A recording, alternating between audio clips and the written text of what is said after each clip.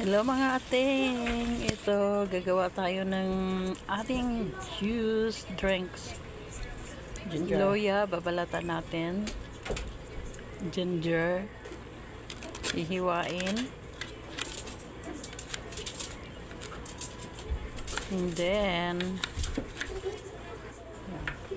banana, hiwain natin yung banana. Napanood ko lang to siya, sobrang parang healthy talaga siya, nakakapag-detox ng katawan, pati yung lemon.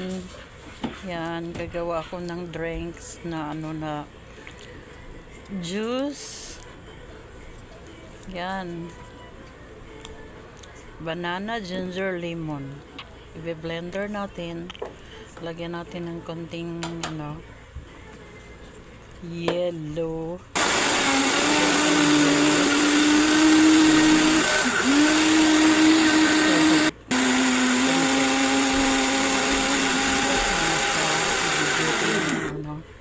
Yung blender kaya natutunaw yung yellow kagad.